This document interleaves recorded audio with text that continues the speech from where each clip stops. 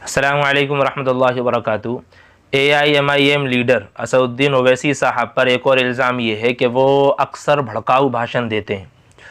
तो हम इस वीडियो में बात कर रहे हैं असदुद्दीन ओवैसी साहब की, ठीक है, कि वो भड़काऊ भाषण देते हैं। भड़काऊ भाषण कहते किसे हैं? देखो, मैं अगर बताऊं को तो जिस तरीके के भाषण असदुद्दीन ओवैसी साहब देते हैं उस तरह के भाषण से ही आज सरकारें बनी हुई हैं, उस तरह के भाषण से ही सरकारें बनी हुई हैं। यहाँ तक कि ये कहना गलत नहीं होगा कि असदुद्दीन ओवैसी साहब अगर भड़काऊ भाषण देते भी हैं तो वो संवैधानिक यानी अंदर रहते हैं, वो कानून के ख़िलाफ़ नहीं होते। और जो उनके मुखालिफ जो दूसरे हैं, एक तरह से हम उनके विपक्ष कह लें, वो जितने भी भड़काऊ भाषण देते हैं वो ऐसे होते हैं जो बाकायदा इल्लीगल होते हैं, लेकिन उसके बावजूद भी इनकी पकड़ नहीं होती। हम देखें ज़रा कि इल्ज़ाम लगाने वाले है कौन। इल्ज़ाम लगाने वाला है ख़ास तौर से एक तो मीडिया, वो तो है ही। इसी तरीके से वो विपक्षी नेता जिन नेताओं को हमने सर पर चढ़ा करके रखा है, ठीक है ना। अब देखें, मैं आपको मिसालें दूं थोड़ी, और वीडियो भी लगाऊंगा, मैं आपके लिए क्लिप लगाऊंगा, आप उनको सुनते रहना। पहले देखो, ओवैसी साहब क्या है, दो तीन तरह की बातें करते हैं। एक बात तो कभी कभी ये करते हैं कि भाई मुसलमानों के साथ जुल्म हो रहा है, मुसलमानों को बराबरी का हिस्सा नहीं दिया जा रहा। लफ्ज़ मुसलमान ले लिया ना उनने, तो अब मीडिया का कहेगी ये भड़काऊ भाषण दे रहे हैं, ठीक। इसी तरीके से कभी कभी वो बात करते हैं कि ये फलां जो सरकार है जो सेकुलरिज्म का दावा करती है वो सिर्फ एक तरफा बात करती है, वो मुसलमानों के हक़ के लिए नहीं लड़ रही, ठीक। तो अब क्या हो गया, ये भड़काऊ भाषण हो गया। ये बात सही है, हालांकि आप इसको सुन सकते हैं, ये मुसलमानों के लिए बात नहीं कर रहा है, सिर्फ एक तरफ बात कर रहे हैं, आप इसको सुन लो। हिंदुवादियों का राज है, हिंदुओं का नहीं। और हमें एक बार फिर इन हिंदुवादियों को बाहर निकालना है और एक बार फिर हिंदुओं का राज आना है। इसी तरीके से आप इनको भी सुन लो। ये चाहते तो एक साल में मंदिर बन जाता, और समाजवादी सरकार होती है, हम लोग होते तो एक साल बना के तैयार कर देती। समाजवादी सरकार होती है, हम लोग होते तो एक साल बना के तैयार कर देती। अब ये एक तरफा बात कर रहे हैं, ठीक। ये क्या बात कर रहे हैं, सीधे हिंदुओं बात कर रहे हैं, लेकिन ये भड़काऊ भाषण नहीं हुआ अभी तक।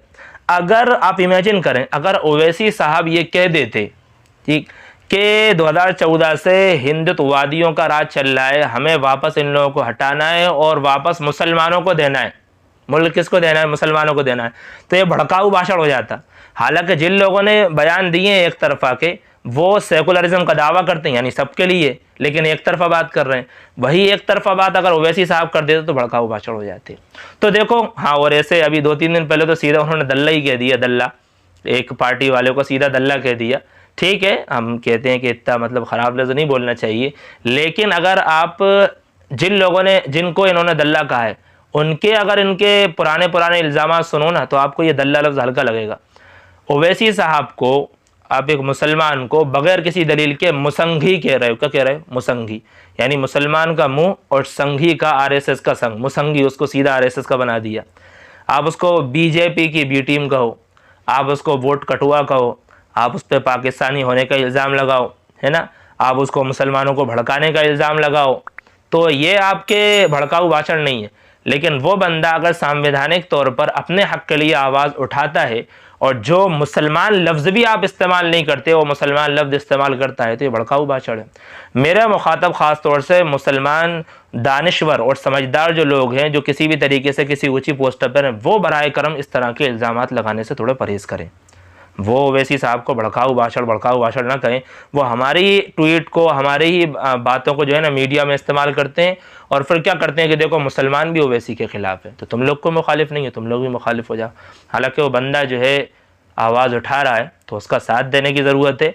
ये जो है अपने वोटों की वजह से उस बंदे पर इल्ज़ाम लगा रहे हैं, वरना वो बंदा अगर देखा जाए तो भड़काऊ भाषण नहीं देता, ठीक है ना। मैं इस वीडियो में बात की असदुद्दीन ओवैसी साहब की, तो आप उनका साथ दो, ठीक, क्योंकि जो लोग सरकारें बना रहे हैं वो इसी तरीके से बना रहे हैं, ठीक। अगर यही रास्ता कोई दूसरा इख्तियार कर रहा है तो जहाँ मैं समझता हूँ कि ये गलत नहीं है, साथ देना चाहिए। इंशाअल्लाह अगर वो अभी दे भी रहे हैं किसी तरीके से गलत बयान, तो आगे जाकर के सही देंगे।